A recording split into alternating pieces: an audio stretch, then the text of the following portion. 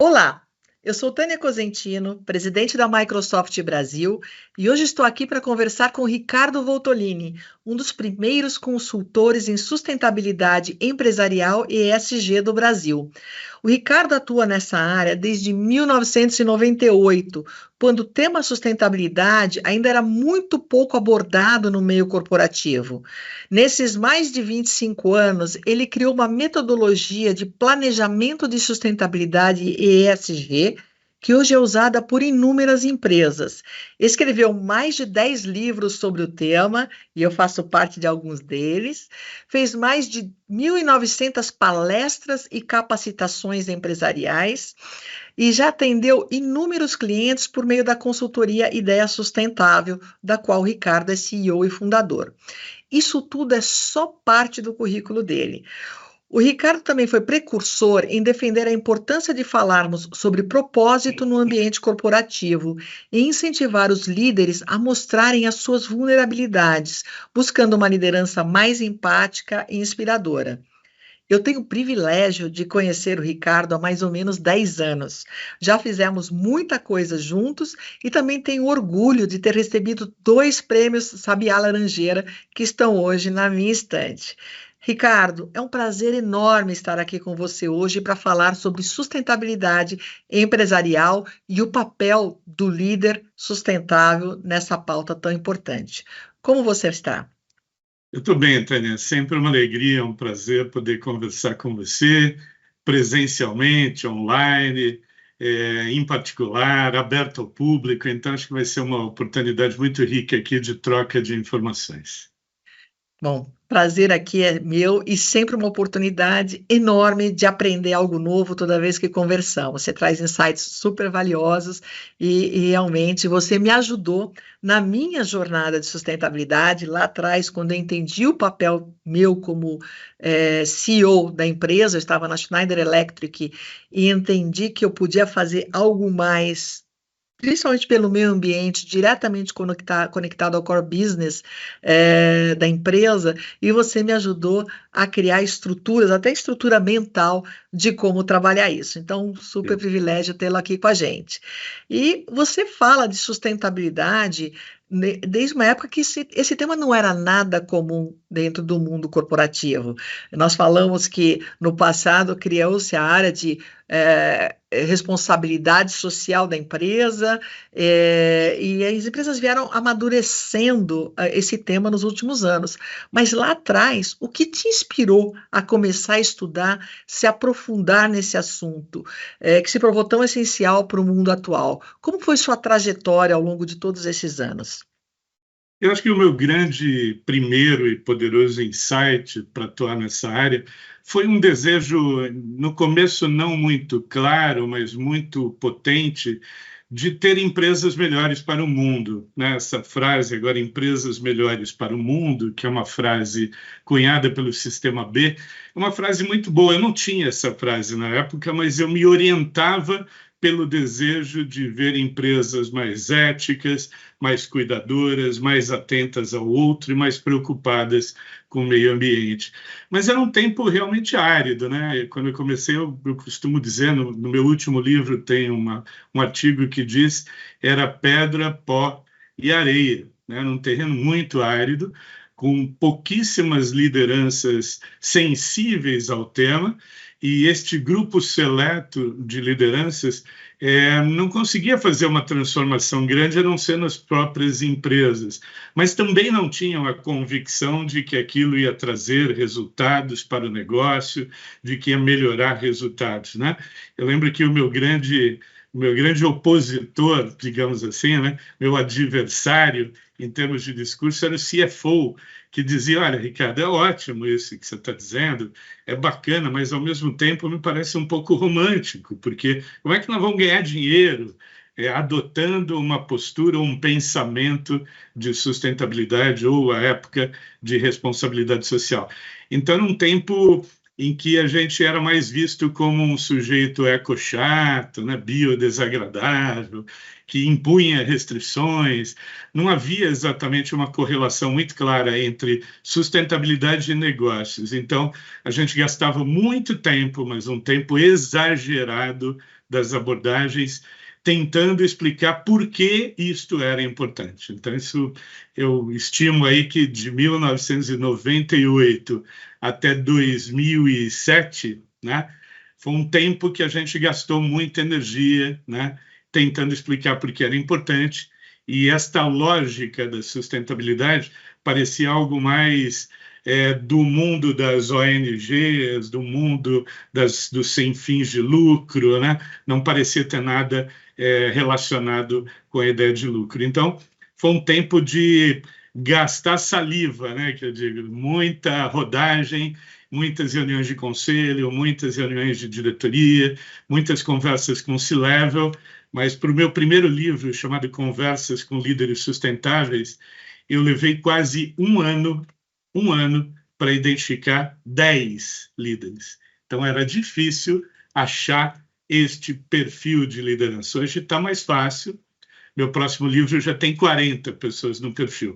Mas antes era muito complexo, porque era um assunto novo, um tema novo, e todo mundo que sai à frente, de um certo modo, né?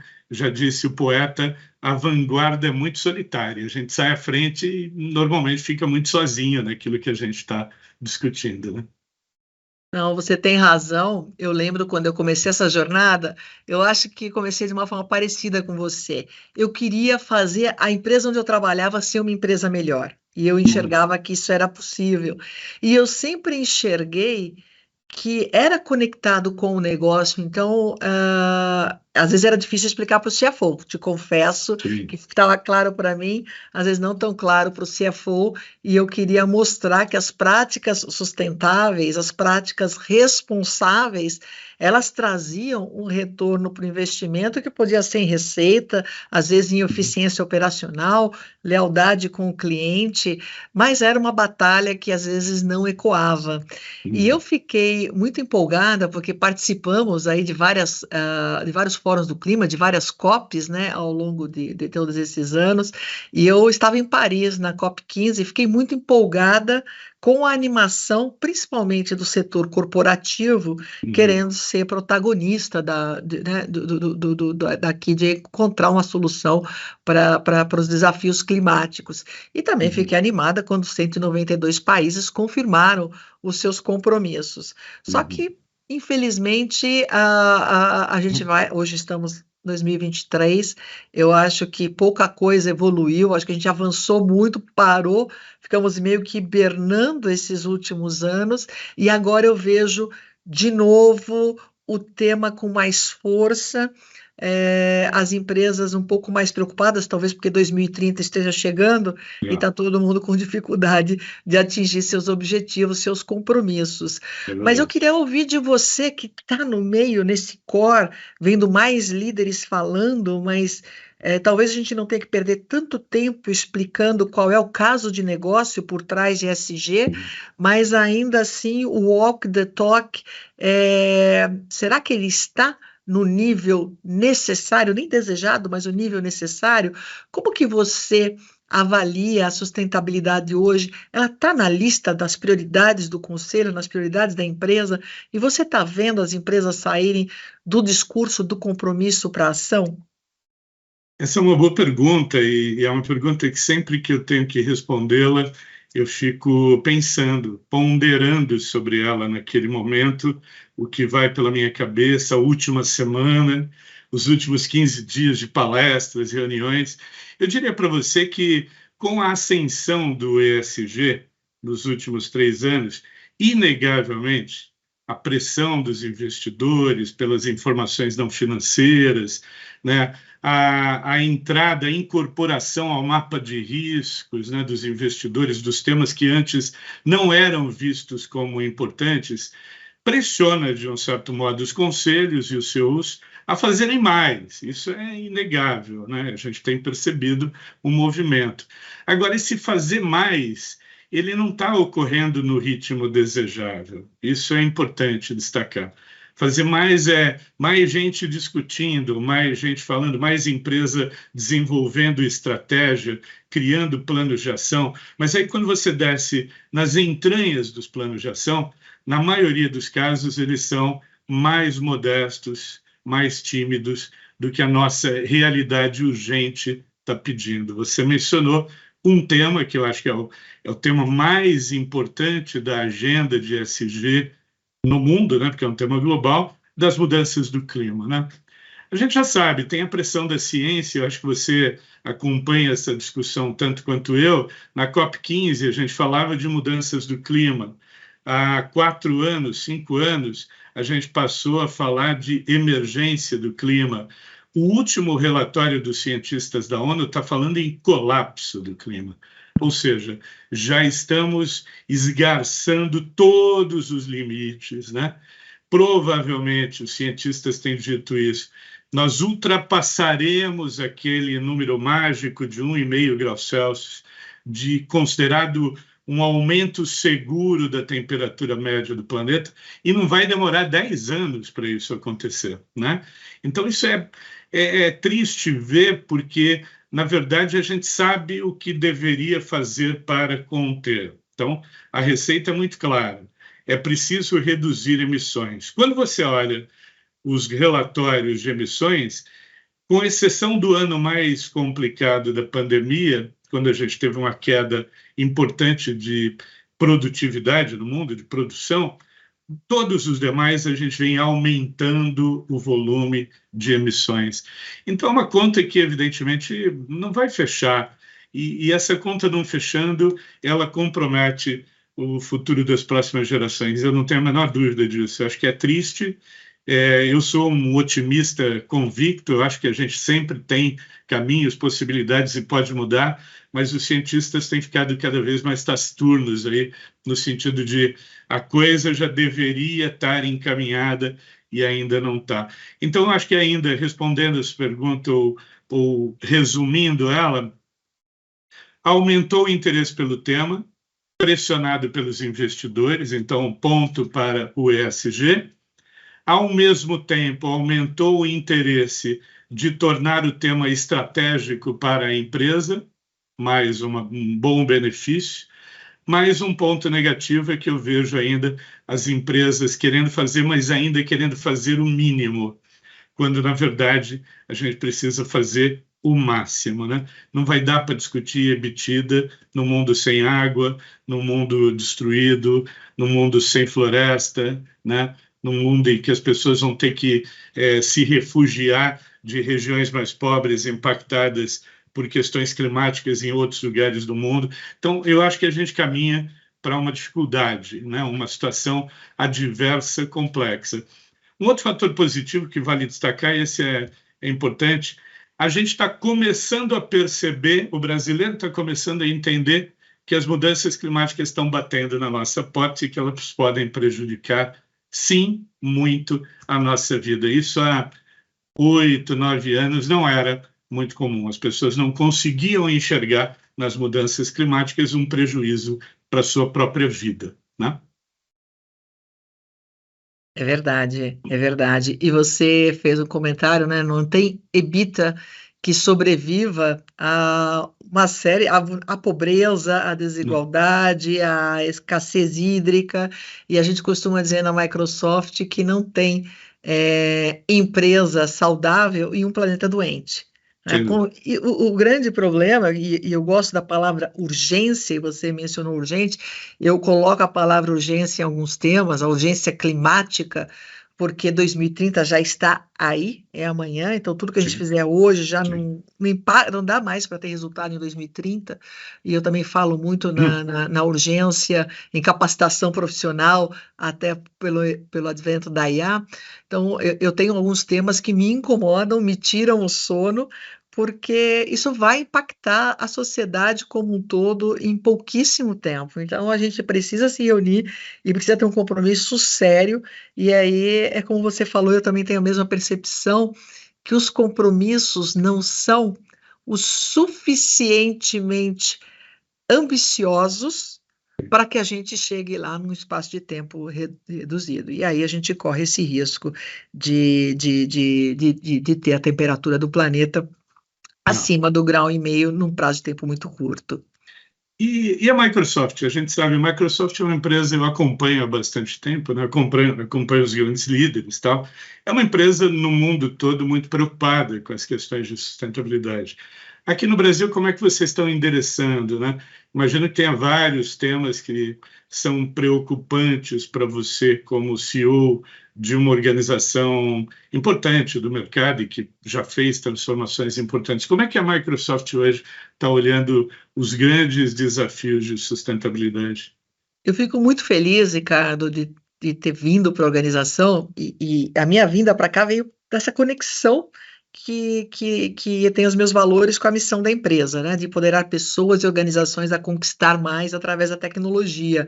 A gente tem programas super bacanas, como IA para o Bem, onde fazemos investimentos, e investimentos muito de inteligência artificial na preservação de biomas e espécies. Temos até um caso no Brasil, mas já comento sobre isso. Mas Uhum. tudo começa com os nossos próprios compromissos. Então, eu tenho que como que eu mapeio a minha materialidade, a minha matriz de materialidade, que depende de empresa para empresa, e aí, em função dela, como que eu estabeleço meus compromissos.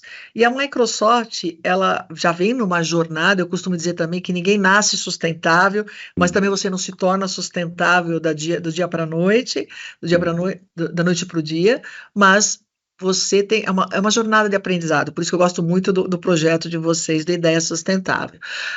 E a nossa jornada vem desde 2009. Em 2020, nós elevamos os compromissos, porque percebemos essa urgência, e aí decidimos que nós temos a obrigação de acelerar e aumentar os nossos compromissos, principalmente os ambientais, e aí foi dada a largada para uma corrida frenética rumo ao net zero. Então, nós temos o compromisso de sermos zero em carbono até 2030, Sim. negativar as emissões históricas da companhia até 2050, emissões de carbono, ser net positivo em água até 2030 e Uhum. ser resíduo zero até 2030. E o resíduo zero, não estou falando da embalagem dos nossos produtos, mas eu estou falando de Uhum. uma reciclagem de componente eletrônico em escala, que é a nossa matéria-prima de nuvem, Claro. milhões de servidores Sem dúvida. rodando por todo o mundo, né? Então, três compromissos importantes, e aí começa a urgência. Há um ano nós percebemos que deixar lá para 2030, a gente correu o risco de não atingir algumas metas. Então, Claro. jogamos para 2025 um objetivo de ter todos os data centers rodando com energia renovável até 2025. Uhum. E isso está mudando a forma como a gente contrata energia, e aqui não é Uhum. aproveitar, por exemplo, de uma matriz energética positiva, né, verde, que é o Brasil, Uhum. uma matriz energética renovável, que é a matriz brasileira, mas nós queremos investir em novas fontes de renovável. Então, estamos Uhum. estimulando o investimento nessas áreas. E assinamos agora com a AES uma parceria muito bacana, onde vamos ter energia renovável pelos próximos 20 anos para os nossos data Uhum. centers aqui no Brasil, num parque eólico totalmente novo, e o mais bacana, um parque eólico que vai ser operado e sofrer manutenção através de uma força de trabalho 100% feminina. Então, a gente Conheço o projeto. consegue trazer um projeto de energia renovável com viés de diversidade e inclusão muito bacana através de parcerias. Então, a gente pega aqui ODS 7, ODS 5, Vai uma ODS tacada aí, vai um 17, balde já de mata um ODS. monte, porque sem parcerias a gente não chega lá. Então, eu fico Verdade. muito orgulhosa de poder comentar, primeiro, do nosso compromisso. Eu cuido das minhas emissões, reportamos com responsabilidade e aprendemos a cada ano. Aí a gente tem um outro pilar, que é na contribuição na construção de políticas públicas, então a gente está muito presente com diferentes governos, somos muito parceiros da ONU também, e tem um terceiro pilar, que é construção de soluções de tecnologia para os nossos clientes se tornarem carbono neutro em carbono, positivo em água, ou ajudar os clientes nas suas jornadas de sustentabilidade, porque aqui a gente está falando de dados, medir dados, certificar, principalmente se a gente for agora para o mercado de carbono, né, de trade de carbono, nós vamos precisar de dados certificados. E o quarto pilar é um viés de como que eu contribuo para biomas e espécies, e aqui nós temos 2 projetos muito bacanas no Brasil. Um é o Previsia, que é um projeto mais conhecido, que é o monitoramento, parceria com o Amazon, monitoramento da floresta amazônica por satélites, e cruzando uma série de bases de dados, nós conseguimos identificar áreas de maior probabilidade de desmatamento. E se eu consigo prever com antecedência, eu posso construir políticas públicas e ações para evitar. Também construímos, em parceria com o Ministério da Integração e Desenvolvimento Regional, uma ferramenta para avaliar vulnerabilidade de ecossistemas. Vimos o que aconteceu recentemente no Rio Grande do Sul, com as enchentes. Então, o que uma tempestade, o desastre que ele pode provocar, o que aconteceu também no início do ano aqui em Ubatuba, no estado de São Paulo. Então, como que eu consigo mapear diferentes bases de dados e normalizo esses dados para criar um heat map no Brasil? E esses dados são dados de IDH, dados geográficos, topográficos, incidência de chuva, e aí eu consigo entender uma região, porque eu consigo elencar a vulnerabilidade de uma região em detrimento à outra, e posso, então, avaliar que com índice pluviométrico mais forte, o que pode acontecer naquela região, ajudando também na construção de políticas públicas para melhorar aquela região ou mobilizar as pessoas que lá vivem, ou também ter programas de fuga mais efetivos.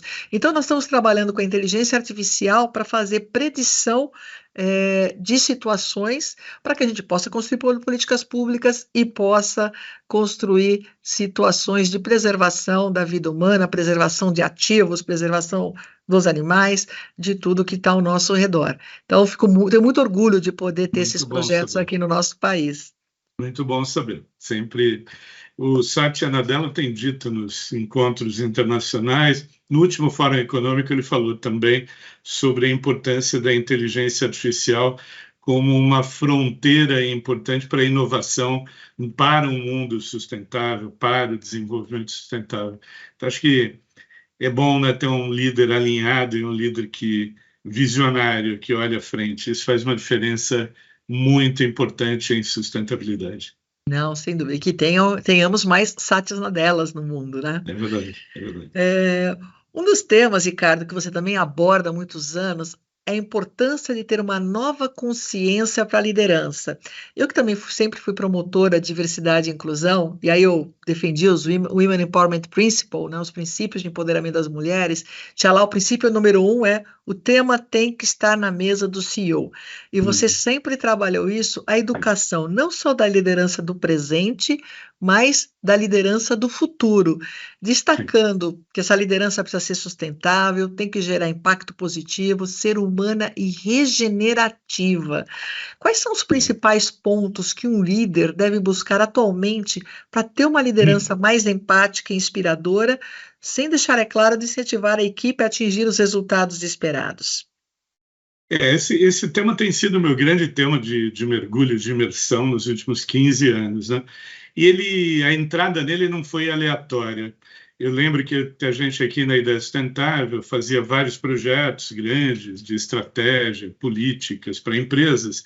Em algumas empresas a coisa não andava, parava, se enroscava, atrasava. Em outras empresas tudo caminhava bem e rápido. E aí a gente foi buscar o que tinha de comum nessas empresas.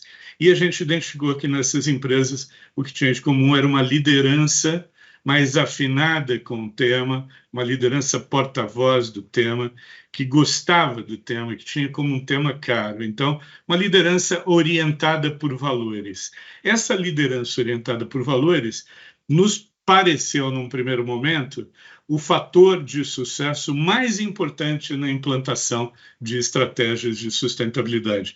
E eu continuo achando isso ainda hoje. Ao longo desses 15 anos, 11 livros depois, muita pesquisa feita, mais de 800 líderes entrevistados, você já foi entrevistada 2 vezes para esse painel, já participou do nosso painel de plataforma Liderança com Valores. A gente sempre buscou tentar entender como pensam, como agem, em que valores acreditam estes líderes que têm uma mentalidade diferente. Então, vou dar o nome de mentalidade, é um mindset diferente. Não é um mindset cognitivo só, não é o conhecimento que esta liderança tem sobre o assunto sustentabilidade, mas é o conjunto de valores. E aí a gente definiu, ao longo desses anos, 4 grandes competências ou atitudes que definem este líder. A primeira é um líder mais cuidador, mais orientado para o outro, mais preocupado com a qualidade de vida do outro, com o conforto do outro. É um líder normalmente mais humilde do que a média dos líderes, que aprende com a experiência do outro. É um líder horizontal, um líder que pratica escuta ativa e escuta afetiva. Então, é um líder preocupado com o outro. Eu costumo dizer que sustentabilidade é ser humano no centro, né? Falamos de meio ambiente, mas falamos, sobretudo, de ser humano no meio ambiente. Então, uma empresa que não tem este olhar, que não tem uma liderança cuidadora, vai ter dificuldades, né? Então, não terá uma cultura orientada pelo valor de sustentabilidade. A segunda competência é o que a gente chama de inclusão. Está muito em alta agora o líder inclusivo, né? Esse líder inclusivo não é um líder que tolera a diversidade. A gente vê muito líder aí que tolera, mas é um líder que consegue olhar para a diferença e extrair riqueza. Ele gosta da diferença, ele se sente bem com a diferença. Ele quer ter equipes diferentes dele, do jeito dele pensar, né? Mas também é um líder que não admite nenhum tipo de discriminação, né? Nenhum tipo de desrespeito humano, né? A terceira característica é um líder mais ético e transparente. E transparência é um conceito muito ligado à vulnerabilidade.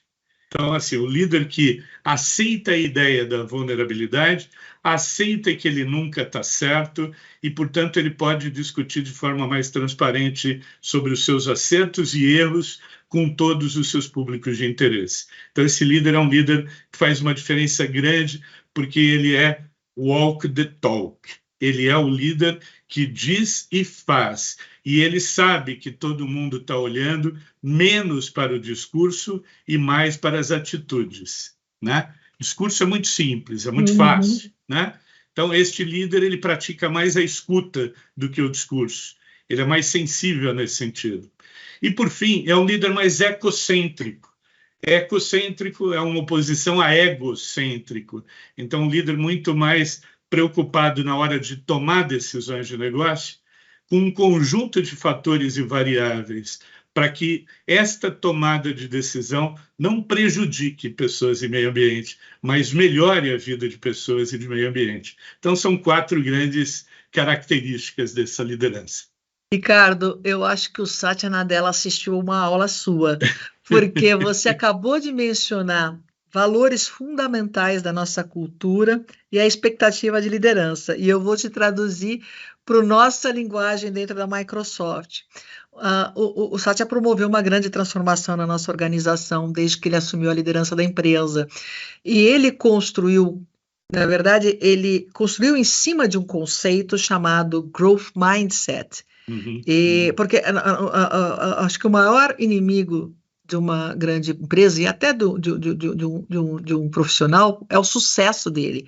Porque aí vem o ego, vem a cegueira do sucesso, vem o medo de errar, e aí o medo de errar te inibe a assumir riscos, e se você não assumir riscos, você não inova, você não cresce. Então, o Satya ele vem com o conceito do Growth Mindset, que é, nós não temos todas as respostas, nós estamos aqui para aprender juntos, e se eu vou aprender, se eu me mostro mesmo como líder, se eu não tenho medo de dizer eu não sei, e vamos aprender É juntos, eu isso. estou mostrando minha vulnerabilidade. Então, o conceito de growth mindset é uma base fundamental, é um pilar fundamental da nossa cultura. E quando nós falamos nos atributos de liderança, nós falamos que nós queremos o modelo do Model Coaching and Care. Model é o walk the talk. Eu tenho aqui, dentro da organização, milhares de colaboradores que estão olhando o que eu falo e o que eu faço. Então, mais do que o que eu falo, é ter essa consistência entre a palavra e a ação. Então, consistência é importantíssimo para a credibilidade do líder. Então, model é um atributo de liderança. O coach é aquele líder que não tem as respostas. Então, ele sabe dizer que não tem as respostas e não tem medo disso, que faz as perguntas e que escuta ativamente o outro. E aí você ajuda, você só desenvolve pessoas se você as ajuda a buscar soluções, e não se você dá respostas prontas. Te confesso que para uma engenheira, às vezes dói, porque a gente acha, eu acho que às vezes tem respostas prontas, mas é um aprendizado, escutar, aprender a fazer as perguntas certas. E o líder quer cuidar do outro. Para isso, eu preciso escutar ativamente, eu preciso entender o que preocupa, eu preciso entender qual é a agenda de diferentes grupos, conciliar, trabalhar o desenvolvimento das equipes. Então, tudo que você falou, que é o que você... Parece que eu fiz baseado no case da Microsoft. Né? Ou a Microsoft fez baseado no case da ideia sustentável. Mas então, você vê, mostra a convergência, né? Total, estamos falando da mesma coisa, né? Aí quando você pega essas 4 competências e coloca sob a forma de outros grandes movimentos no mundo, capitalismo consciente, sistema B, você vai observar que há uma convergência, porque nós estamos falando da mesma coisa, a rigor, né? É uma liderança, faltou até a palavra aí que agora está em alta também, uma liderança mais humanizada, mas, né? Então esses cuidados todos, eu acho que eles são característicos deste novo tempo.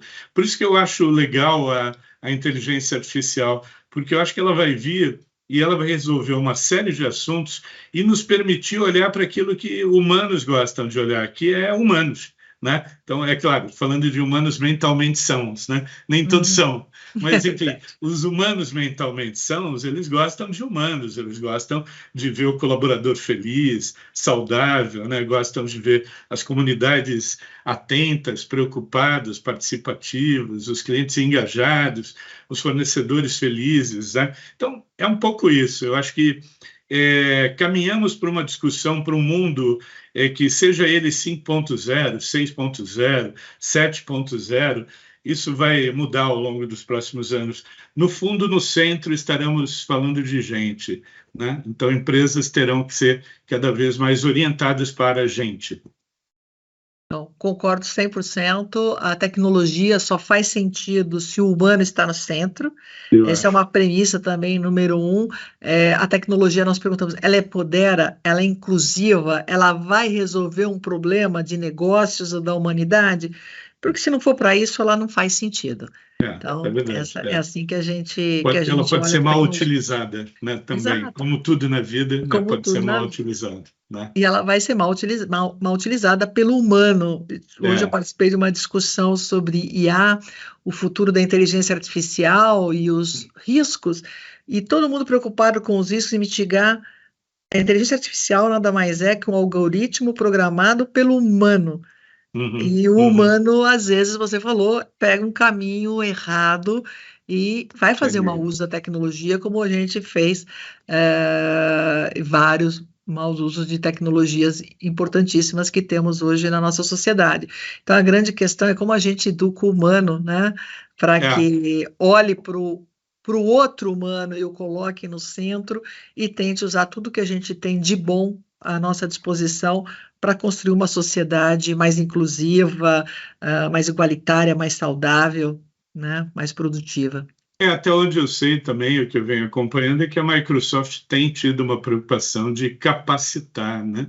De formar pessoas para um melhor uso. Eu acredito muito que a capacitação, o jeito de usar, define se o futuro vai ser mais ou menos sustentável. Como é que vocês têm feito esse trabalho de capacitar, né? Preparar pessoas. A gente tem uma preocupação, a gente fala que a gente está na quarta, talvez a inteligência artificial seja a quinta revolução industrial, mas a gente está na quarta revolução industrial e eu vivi a terceira, que era a automação, né? Os sistemas de automação invadindo o chão de fábrica, trazendo ganhos de produtividade muito importantes, mas eliminando postos de trabalho. E o que aconteceu? No primeiro momento, as pessoas com medo de perder seus empregos e depois entenderam que a tecnologia veio para aumentar a segurança no chão de fábrica, para aumentar a eficiência e gerar empregos muito mais interessantes, onde o humano podia ser humano, podia usar sua capacidade analítica, sua capacidade criativa, ao invés de ficar movendo uma caixa de um lugar para o outro, ou de ficar montando planilhas e levantando dados sem ter um senso crítico analítico. Então, e isso está acontecendo de novo, mas numa escala muito maior, porque a inteligência artificial, ela realmente vai nos permitir ter ganhos absurdos de produtividade, e eu ficaria muito feliz que o Brasil decidisse ser porque precisamos de uma política de Estado para isso, né? Eu gostaria que o Brasil decidisse ser líder em inteligência artificial no mundo, para que a gente pudesse transformar toda essa juventude aqui em um grande potencial para trazer produtividade, ganho, crescimento econômico para o nosso país. Mas olhando para o desafio que a gente tem pela frente, né? Por um lado, o segundo maior desafio para o mundo dos negócios, segundo o Fórum Econômico Mundial, é a falta de profissionais qualificados. Primeiro, a cibersegurança. Segundo, falta de profissionais qualificados. Por outro lado, milhões de empregos vão ser transformados, eliminados pela IA. Então, e outros milhões de empregos vão ser criados. Então, aqui tem uma equação bastante complexa. Me falta profissional qualificado, um monte de gente vai perder emprego, um monte de novos empregos vão ser criados e não necessariamente essas pessoas sem empregos estarão capacitadas para esses novos empregos que serão criados. Então, a gente tem uma equação aqui bastante complexa para ser resolvida num prazo de tempo muito curto, porque ao contrário das últimas revoluções industriais que demoraram séculos no início e décadas, as mais recentes, a gente está com tudo isso acontecendo em poucos anos. E aí a Microsoft tem um compromisso de qualificar no mundo 80 milhões de pessoas, e nós temos trabalhado aqui no Brasil, fazemos parte de um projeto muito bonito, que eu tenho muito orgulho, e está dentro do nossa plataforma Microsoft Mais Brasil. O programa chama Conecta Mais, onde o nosso objetivo é levar capacitação técnica, mas desde letramento digital, para aquela pessoa que não tem ideia do que seja IA, até ciência de dados, de cursos básicos ao avançado, cursos em português, online, para que essas pessoas... Tem até curso de sustentabilidade, olha que bacana.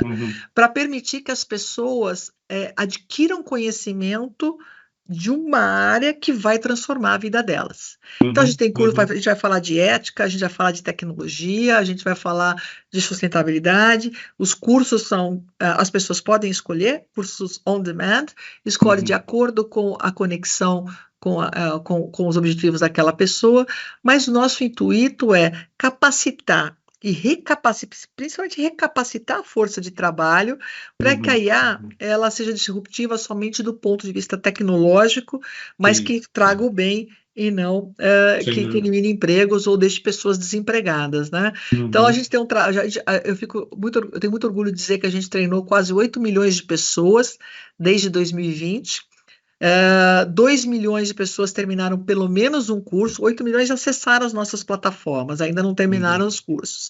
2 milhões terminaram pelo menos um curso e mais de 150 mil pessoas foram empregadas dentro desse ecossistema em até 6 meses após concluírem um curso. E isso é legal porque pode ser dos 16 aos 50 a mais. Você não tem limite de idade para conhecer a tecnologia. A tecnologia está permeando a vida de todos nós, então eu vejo com muito entusiasmo essa iniciativa. E ela é importante porque, como milhões de empregos vão ser eliminados num espaço de tempo relativamente curto, não tem governo, nem no Brasil, nem no mundo, que vai ter a capacidade de recapacitar a força de trabalho. Então, aqui a gente realmente precisa de uma união de setor público, privado e academia para fazer isso dá certo. E aí eu fico feliz da gente ter esse tipo de programa aqui no Brasil. E é um pouco do que você também vem fazendo, né, Ricardo? Não dá para você transformar sem educar. Eu acho que todo mundo que trabalha em sustentabilidade precisa entender que o esforço de educar é parte do processo. Então, Exato. qualquer mudança passa por uma educação ou reeducação das partes envolvidas, né? E quando a gente olha para um país como o Brasil, a gente sabe que as distâncias sociais são grandes, né? Que as pessoas mais pobres nascem já com um destino pré-determinado, que frequentam escolas não muito boas, que não conseguem ter as melhores condições e oportunidades. Então, para essas pessoas, a inteligência artificial pode representar um grande muro, né? Difícil de ser Exato. escalado. Então, tem eu acho que uma empresa orientada por valores precisa estar atenta a isso e precisa fazer a sua parte. Parabéns por estarem fazendo. Legal, obrigada. Mas é o nosso dever, né? É o dever de viver a missão todos os dias. Sim, Ricardo, a gente conversou um pouco sobre a sua percepção da evolução da agenda ESG no país. E uma coisa que a gente tem discutido muito, né, é fácil, entre parênteses, para uma grande empresa adotar a agenda ESG, incorporar novos processos, mudar processos, construir essa agenda. Só que a Microsoft ou qualquer empresa nunca vai ser sustentável se a sua cadeia não for. E é uma das coisas que a gente fala muito, né? Como que a gente leva esse tema, não para a Microsoft, ou para a grande empresa A, ou para a grande empresa, para as 10 maiores empresas do país, mas como a gente ajuda essas empresas a conduzirem pela mão a sua cadeia de suprimentos, porque, de novo, eu só sim, sou responsável, nós estamos vendo casos recentes, trabalhos análogos à escravidão. E tem uma grande empresa, às vezes, por trás dessa pequena sim, empresa sim. que está subcontratando sem respeitar direitos humanos, ou que está jogando resíduos no rio, ou que está emitindo Uhum, mais do que deveria emitir, ou que não é diversa. Eu sei que você fez manual de diversidade e inclusão para pequenas e médias empresas, ajudou aqui uma uhum, grande Câmara de Comércio. Então, como que você vê esse nosso papel, e como que você está vendo esse movimento? As grandes empresas entenderam, se é por amor ou pela dor, elas entenderam e estão com a agenda, né? mas como que a gente faz essa agenda permear as pequenas e médias empresas, que são milhões no Brasil? Tem o papel da grande empresa, mas a pequena empresa que está lá sozinha e fala: não, não, isso é para a Microsoft, isso não é para mim. Como que a gente pode fazer? Como que você está vendo a evolução da SG nesse grupo?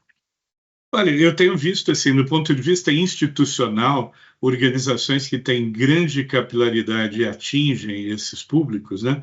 Então, grandes cooperativas que têm pequenas cooperativas relacionadas, Sebrae, o Sistema S, de um modo geral, muito mais atento, né? Eu digo isso porque eu tenho participado, eu integro o Conselho do Centro Sebrae de Sustentabilidade e a gente discute permanentemente como levar a discussão antes de sustentabilidade, agora ESG, para os pequenos e médios.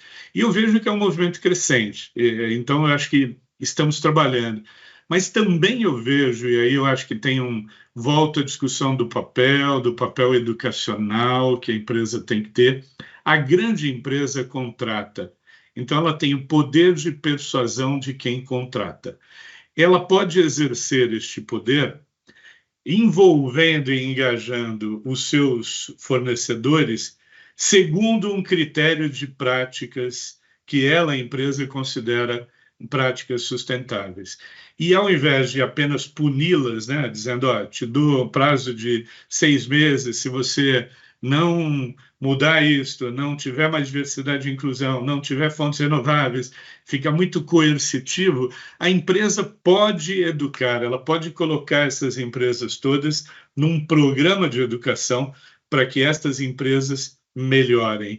E, às vezes, o que eu percebo, tudo é uma questão de como eu mudo o discurso. Se eu impuser, se eu chegar para a empresa, se eu impor e disser assim, tem que ser assim, é mais doloroso. Se eu conseguir convencer, e não é difícil, de que ser sustentável gera até mais resultados, a empresa ingressa, ela vai, ela se engaja. Então, acho que as empresas grandes têm um grande poder de persuasão e acho que elas podem exercê-lo para ter mais empresas sustentáveis no Brasil. Não, concordo com você. Eu estava até discutindo com um amigo nesse fim de semana que ele falou: eu tô me cadastrando, me homologando para uma grande empresa, e a empresa fez pergunta sim ou não, e eu não tenho essa informação. Então, não é essa questão da imposição, mas como a gente ajuda as pequenas Exatamente. empresas a chegarem lá. Eu acho que esse é um papel importantíssimo para que a gente fomente um ecossistema que esteja alinhado com os nossos valores e com os nossos compromissos e que desenvolva todo tipo de indústria no nosso país. E já tem Bom, boas experiências, viu? Tem, hã? assim, o que não falta são boas experiências Os nas exemplos, quais né? se inspirar. É isso aí. E aí, por isso que eu gosto tanto da plataforma, porque você promove essas boas experiências. E, de novo, sustentabilidade é uma jornada de Uhum. aprendizado. Eu não tenho vergonha de olhar o que o vizinho está fazendo e, se for legal, copiar, Bom, replicar e amplificar. Então, eu fico muito feliz, de ver o trabalho que você faz, ajudando nessa conscientização e ajudando nessa educação e na promoção de tantas boas ideias. É muito legal quando eu me conecto com os outros líderes, para aprender com eles e também compartilhar o que a gente está fazendo. Bom, Ricardo, estamos chegando ao fim. Como conversa boa, passa rápido, né? Eu queria é, agradecer muito o seu tempo e a conversa. É um prazer enorme falar sempre com você e tê-lo aqui conosco, compartilhando sua experiência e sua visão sobre um assunto, para mim e para a Microsoft, tão importante para o nosso presente e para o nosso futuro. Parabéns pela sua trajetória, pelo seu trabalho, por ser tão inspirador e por também ter me apoiado em todos esses anos, em toda essa jornada, estar aqui do meu lado.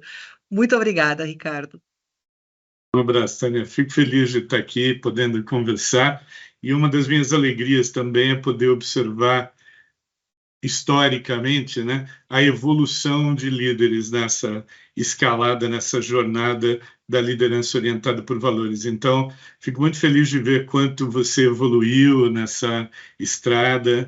Eu lembro das primeiras conversas lá na Schneider, fazendo uma comparação hoje, eu vejo uma evolução notória e que bom, precisamos de cada vez mais líderes orientados por valores. Um Obrigado pela guru, oportunidade. um guru como você fica fácil. Bom, agradeço a todos que estão aqui com a gente, obrigado a todos vocês que estão acompanhando mais uma vez essa minha conversa. Até a próxima.